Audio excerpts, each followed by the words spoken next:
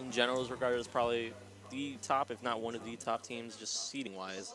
So the winner here definitely wants they want to have a better spot on top here tomorrow. So they're gonna be trying here. They will. Let's see, what do we have? Shell, yeah, so the one thing that you can say that's consistent about them is they almost always double up on whatever the conventionally dominant special is. So here it's going to be Stingray, right? Yeah. So you see that they've got 2 Stingray users. They've got that Clash Blaster and they've got that Charger. So they're going to go ahead and double up on that. But Marsh going to continue her strong play. And Marsh with a gutsy flank right there. Carlson over the that kind of jump you can make, but only works out for a trade, and that's actually going to be more control going to Shelly. Yeah, they're going to go ahead and fire one of their powerful Stingrays up there, try to open things up for him. See Suki moving around here. I don't think that's actually Suki. I think that that's just a borrowed switch. And Marsh again. Man, we talked earlier about the angles that the Chargers can use. How about the angles the Brushes can use? Oh, absolutely. The Brush has room. I mean, it's such a large map that the Brush could be behind it anywhere and take you by surprise. And different ways they can cross over. It's going to be interesting to see how Marsh continues to approach. Ancient are going to be coming out trying to extend their push a bit, get some picks here in front of the tower. We see Timmy pushing up in front of the Forge, kind of making a very aggressive pay, and Elha coming from a flank. Timmy goes down, but let's see what Elha can do. Also went down as March instead moves ahead. A lot of bodies flying around right now. It's a 2v2 situation. Schultz doing his best to stay alive, gets a splat down to cover his feet, but not able to jump out in time. Well played splat bomb from Raichu. We've been guessing, man. Well, I'm gonna go with Raichu. Raichu. Okay, we'll do that. So that Stinger is gonna come off from Raichu here. Gets a few hit markers up there. That's a Booyah Bomb. Trying to take out the Booyah Bomb, putting all their might. Finally, it goes down. Timmy, really a good play from Timmy, wasting that Stingray there. That's not something that you see every day. Just like, nah, let's just look up there. But a lot of HP there on that Booyah Bomb. So yeah, absolutely. Close encounter here. No one coming out on top. Let's see that movement. Elhot getting taken out by the Junior. That was a really smart torpedo in that situation. That's one of the things, like you mentioned earlier, splash damage is so strong. And Yan needs to get up there now. I think Yan could have gone up there and gotten that kill without having to burn these bubbles in this situation. Yeah, I think the bubbles were more so just to paint that area so that they could move forward as opposed to just getting that pick. But Elha coming here with the flank, Tuki able to pick him off. That's 3 up for Shell. Yeah, as they're going to be trying to leave that tower, get some more points, take the lead here. I think they've left a couple points on the table here. It might pay off if they're patient here and take them out one by one, but I think there was a situation where they could have put one extra person on the tower to push that up a little bit further, but just a little bit tentative on passing that back. You got to keep that objective moving here. You can't give these teams much time. Absolutely, and Elhot able to cut off the Junior here on that team, allowing just for Halibut to start getting some in control. It's been a pretty well-defended game from both sides, the longest push being 58 so far. We're 3 minutes through this game. We see a couple flanks coming here from just for the Halibut. Elhot coming through as Marsh, strong play on the tower, able to get a pick on the way. Got an ink check coming out. Stingray is going to hold the tower for now, but let's see if just for the Halibut can start pushing up here. Yeah, there's that Booyah Bomb. They've done a remarkable job of just moving around and not getting taken out here. And now they've surrounded the tower. A couple more going down, but I think they're fine with that. Jolt's still chilling around the tower here. Raichu's not in a good spot to make a play on this at the moment. Has to reposition, and that's going to allow him to go all the way up to the second level of the map. And good movement on the tower from Jolt. The splat bomb finally being the one to take him out. But that was a good movement to extend that push just a little bit more. And that's, wow, a great aggressive play from Elhot. Going all the way up to the spawn. Maybe a bit of an overextension there, but kind of keeping them back so that the control can be regained of the tower. And Marsh coming through with another flank too. Man, this is just rotation of pain right now, man. Yeah. It's Elhot. Elhot's jumping back in. He's there already. Marsh is going to be back in pretty soon here, and they're using the specials to cover the jumps too. Yeah, they're kind of just chaining specials here, keeping the tower alive, not necessarily overextending so that they can keep control of the tower, but at the same time having some members move up to the spawn, just make life difficult. That's allowing them to just extend this push, keep the pressure on.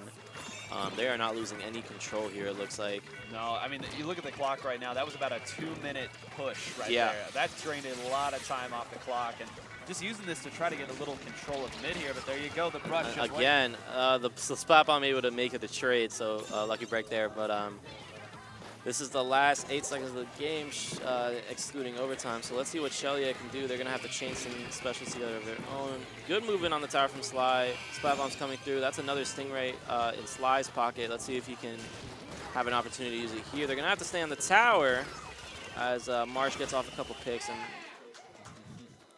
Hot is excited. Yeah, that's a good game from Just for the Halibut. Just wow, a extremely long push. That is something that can really just dictate a game. If you can extend a push so long, that just removes so much time from the other team to just do their own thing. When you are staying alive on the tower, keeping control of the general area, not overextending, not losing control, you are limiting the other team's options to just trying to just even get to the neutral. Right, and you're trading so much that you're not even letting them build up their special. And because they can't get far out of their spawn, there's nothing for them to paint. So. Exactly, so just very well executed from Just for the Halibut. It was a very contested game, but that long push was the dictating kind of idea behind that game. So now we're going to Splat Zone's Mako Mart. Very different map, very different mode. What do you think we can expect in terms of adjustments for both of these teams? I don't think we're going to see really much of a change at all for Just from the Halibut. They feel quite confident. Jolts might not play Dynamo, although I think this is a pretty fine map for Dynamo on Splat Zones here. Absolutely. I'm more curious as to what Shelia is going to do, because I mentioned earlier they love to double up on the dominant special. I'm not really sure what you'd take for the dominant special here. I mean, it would probably be Bubbles. Something like Bubbles, potentially Rain. Yeah. Just kind of those painting specials. Interesting to see how they're going to help each other, how they're going to use those specials. They're going to have to do more to keep mid, because if they struggle to get out of their spawn like they did last game, it's going to be very difficult for them again. So I think I would like to see a more patient game, a more kind of just focused on painting approach from Shelia, because if they can stay in mid as opposed to getting locked into their spawn, they'll have a lot more room to do damage.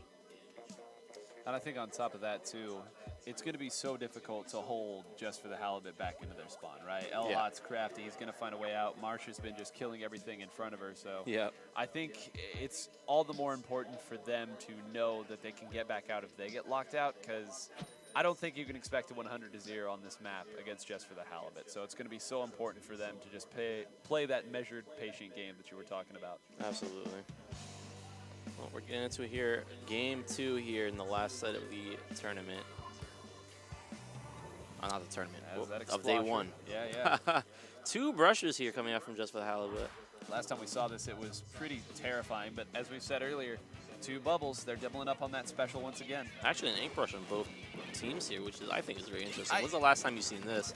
That's a great question that I do not have an answer to right now, but it makes sense, right? If you know that Bubbles are going to be a big factor in the game, it makes sense that you'd have a splashdown, given that they're extra effective against those Bubbles. Yeah, plus Brushes being a generally stronger weapon on this map than most maps, it can just pop up on you in an instant, and it has the range to contend here on a short, kind of close quarters map like this one. It's a really interesting pick here. I think it's really interesting, at least, the custom Jet Squelcher. I know you're a fan of it. What do you think they're looking for with it? I think they're looking for more splash damage. I think they're looking for the range to assist with those brushes. If they can make any brushes kill faster, that's going to benefit them greatly. And of course, the Stingray coming out here. Stingray is strong in any mode, not just tower control. So that Jet is kind of the offset to this very aggressive comp from Just for the Halibut here. Right, and when you think about it, it's still a pretty mobile backline too. So absolutely, I mean, it allows them to keep playing the game that they wanted to play. Yeah. So you see Shelia here. Getting some control. Just for the Halibut here, getting some control. Shelia. This is just. I'm confused. Oh my God, take the mic. Shelia is green, Just for the Halibut on purple here. The Bubbles coming in here and just crashing in as they are. I'm a little bit worried, I'm going to be honest, for Just for the Halibut here, because from just a special standpoint, I don't know that they really have the firepower to contest this. And as long as they're alternating those Bubbles, I think it's going to allow them to keep a good defense here. Need to stay alive here, just wait out this Ink Jet. There's no need to be too aggressive. Yeah, I think they can wait out this Ray as well, so This is going to be 2 specials out of pocket for them here, and Elhot finally does break through and go to the top. But again, those bubbles are going to allow them to keep control, just like we were saying. Yep. Alternating those specials. Sure. So that's going to be Shelia maintaining control right now, but just for the Halibut getting 3 picks here. Marsh doing some great work getting a double kill there. As Shelia, though, still having paint. That double is not going to do much when you don't even get a penalty. You know, Raichu doing a great job here, just painting, being a pest around the corner. Constantly, you just see her climbing the box and continuously painting, falling back, painting, falling back. Finally, just for the Halibut, able to get control of that zone. You would have liked to see that Ink Brush get some more help there. They were able to be a pest for a little bit, but they never really got the help that they were waiting for. Right, and that's a hard position for an Ink Brush to hold as well. There's not really a whole lot that weapon can do by itself there. Absolutely. Marsh has been keeping this game alive for them. I think if Marsh doesn't get that double, I don't even think they get the chance. I think the game's actually done. Absolutely. So a crucial double. They weren't able to get as much immediate effect from it. It's kind of a smart jump back here. I like this jump back from Marsh. And another jump, just trying to find a good position, trying to adjust to what they're seeing from Shelia as zone was kind of being painted there. Elhot moving in, helping Marsh on the flank, able to get 2 for the price of 1 there. So that was an interesting trade-off there. They opted to go for that double flank there and kind of close that one down, but in the process, they gave up the zone and the penalty there. So we'll see if that ends up kind of working in their favor. That was kind of a raw deal I think they took there. Yeah, but at least for the moment being there, maintaining control. They do have a Stingray in their corner here from Jolts, and no specials yet. Oh, no, some bubbles coming out from the Splasher here on Shelia, but Stingray able to help get some picks. That Splash is going to come down to combat those bubbles like you mentioned earlier. Gone. Absolutely. Entirely. And that's 3 kills, 4 just for the Halibut. They're bringing it all the way back here. Just 20 points to go for the W. Oh, and that was their bubble user right there. I don't think they're going to get pick. Any chance here unless this Explosion can make a miracle happen. I mean, the Explosion can fade a whole lot, but he just got pushed up on by Elhot. And Elhot popping off once again. Big voice there from Elhot, and you love to see his enthusiasm. He has to be feeling good about that game. Finally able to break through. Game wasn't even done, and he popped off there. He knew there at the very end, though, that was what that was really what they needed. They needed to take out that Explosion user. Got that out of the way, like you said. Marsh, 19 KA, the MVP of this entire tournament so far. I don't think I've seen anybody posting consistently high KA numbers like Marsh has. Honestly, yeah, Marsh was crucial, and that's a very favorable map for Octobush. I think Marsh probably knew that they were in for a strong game if they played well, and they sure did. Kind of like you said, you kind of called it before the game. You said just for the Halibut has to know that they can make it out of their spawn if they're locked out. When they had a very big deficit to come from 6 points opening from Shelia before just for the Halibut could really get on the board. They were able to be patient. We saw Elhot finally get out of the spawn and start wreaking havoc to assist Marsh. We saw Marsh and Elhot moving together a lot. What do you think of how they were able to come back from that deficit? What do you think went into that? I mean, I think patience again, but you've seen the way. So Elhot is so hard to kill, right? I know that a lot of his KA wasn't high that game, but the amount of attention they had to pay to Elhot, I think, allowed Marsh to kind of move around and get some easy picks there. Absolutely. And I think more than anything, as a frontliner, sometimes you have to know what the highest priority target is, and even if you have to trade to get it, getting rid of a bubble user like we saw there at the end, that can sometimes be more important, I think, than just going on giant killing sprees, or at least in context. Of course, if you can't kill everyone, you'd like to, but I think that's a big moment, and just sharp execution there. We said earlier that clutch double that Marsh kind of pulled out of nowhere to force the rest of the game, and then that just gave them more opportunities. And, you know, for Shell, yeah, you got to be able to put teams away in that situation. Absolutely, and that's kind of something that just lacked in that game. And but obviously we saw that they have the potential to get a big push, a lot of points on the board.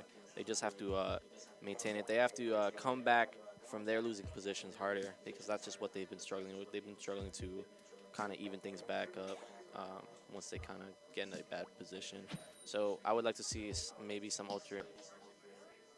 alterations to their approaches here when they kind of don't have control, or even starting a game when they're starting to lose control. I think when they start to lose control, they get too much pressure on them, as we saw, like kind of with that ink brush there, not helping each other as much. So I would like to see a bit more of that here. Anyway, we're getting into what is this, Clam? No, this is Rainmaker. So you want to talk about pressure. This is a very scary map to play on. It's maybe not as bad as it once was, but it is still terrifying. Of course, the adjustments to the map here. You know that tower is not much of a tower these days, but oh yeah, it's still scary. It's still black belly. You got to be able to move, and you got to be able to move quick. Yep. And moving quick they are, yeah. because 20 seconds into the game, we already have that Rainmaker moving up and a lot of pink ink on the ground. Very aggressive play here. Timmy moving around with that ink rush, moving real fast. 2 splashdowns already. It's been 30 seconds. He just used 2 splashdowns. What's going on? Just the amazing speed here. We'll see how much they're able to maintain it, because they did get a couple picks here from Shell, yeah. Because they're trying to already battle back from this spawn. That's, you know, I like that. They know that they've been able to control the game once they get into that good position. So I like that very aggressive opening push, because that can allow this game to just be wrapped up a lot. Right, and these are still dividends that are being paid off because of that opening. You see right there, a Brush and L-Hot running together. They're never getting separated. Yep. L-Hot's not going to be able to pick that one off, but very weak in a bad situation. And that's just what the pressure is. And now suddenly you start thinking there's pressure where there's not, and you start worrying about it. It's kind of like you start worrying about the rush in football, and you start feeling it. It really slows you down, and it makes you more, I guess, pensive when you're trying to push. It makes it take longer. And I mean, they're just trying to get map at this point, so they have map to focus on. When they have bodies flying all over, they have coordinated pushes, they got coordinated flanks. Yan Yan doing a great job here to get 2, but Timmy coming in with another splashdown. That special charge is coming in clutch here for Timmy, as they're going to jump back, get even more special right now. Look at them painting the map. Kind of reassessing here. They're kind of taking it a bit slow as opposed to the beginning of the game. They already got it. L-Hot coming with the flank. Timmy waiting for a good jump point to exercise that splashdown once again. We see him come in there strong with it. Seeing the Jet here, kind of trying to ISO him here. Rolling around at the speed of sound here, Timmy is. Finds Raichu, though, able to pick him off. Not too sure where he was trying to go with that, but he lived for a while. Maybe it was a bit of a distraction so that Rainmaker can move up a bit. Yeah, and look, still more pressure coming in there. Great job by Raichu. He needed that pick, and he needed it quick. Absolutely. So. That's a good kill. That's going to allow Shelly to take a lot more mid than if he would have taken that death. Right there, another splashdown coming in. Jolt's going to punish there, as L-Hot to back him up as well. Yeah. I'm curious as to where he's going to go here. You're going to try to go to middle and try to ward him off. He's definitely one of the longer range weapons, definitely the longest range threat that just for the Halibut has on the map here. So probably just trying to like give his team a chance to move up. You see that Timmy's over there and Marsh is coming up behind him. Oh, that's going to be gross right there if Marsh comes behind. Yeah. Marsh and Timmy got one of them. Good idea to fall back from Marsh. He got the kill he needed and kind of backed off, let his team move up. And now he's going around the right side here, trying to put pressure on different parts of the map. The Rainmaker moves up on the left side. He's trying to find a flank right now. So close to Jet, too. Yeah, there it is. More pressure. Just unrelenting pressure here from just for the Halibut. They've been rotating. They've been helping each other. That's something like every play they seem to be making, they're helping each other. We see L-Hot coming off the flank, Marsh moving around, Timmy moving around with splashdowns, jumps. They're always moving in coordination with each other, watching each other where they are on the map and seeing what they can make happen with each other. And they're taking turns with it too, you know? That's the other part of it that's so tricky is you have to, it almost feels like you have to have someone like dedicated to trying to slow them down, because it's always going to be somebody different. And you see right here now it's Timmy, now there's more pressure. That splashdown's out of the way. Yeah, that splashdown just used just to stay alive, not even using an offensive manner, unlike Timmy or just for the Halibut. Oh my God, they're look just getting at this. forced back and back, and that's that help. That's the Rainmaker, the Dynamo coming from behind him that allowed him to help to get that push-up. L-Hot is closing in on the Rainmaker podium. Now there's 3 down, only the Junior here. That's just going to be a clean knockout. L-Hot popping off once again. Just a ball of energy right there, and that was energy that team absolutely benefited from, because God, that was horrifying too. Unrelenting. You look at that and it looks like the camera may have reflected what happened there at the end, but it was just a step up and then another special and then a bomb and continuing to push up and up and up. And you look at him, what is that? That's 8-8-7-7. That looked like 8-8-7-7. Yep, you noticed exactly what I noticed. Selfless play, helping each other. They all went just about even in terms of their impact on the game, and that's what happens when you're helping each other, being great teammates. Because, you know, if I'm Shelia, I'm losing that opening push. I'm in mid. I'm seeing L-Hot over there. I'm seeing Marsh over there. I'm seeing a Dynamo flicking from behind him. I'm seeing Timmy jump in with a splashdown, always building special. I'm scared. Honestly, I'm just scared, because that is unrelenting pressure, And on a map like that, you can move around and attack from everywhere. That is yeah. not a map where you wait and see. That is a map where you have to be moving and you have to be decisive. Absolutely. And like when you have so much flying at you, so much splash damage, so much bullets, everything flying at you, they were not able to isolate anybody, and that kind of just led to Shell, yeah, kind of just losing honestly pretty handedly there. Great closing game from just for Halibut. Yeah.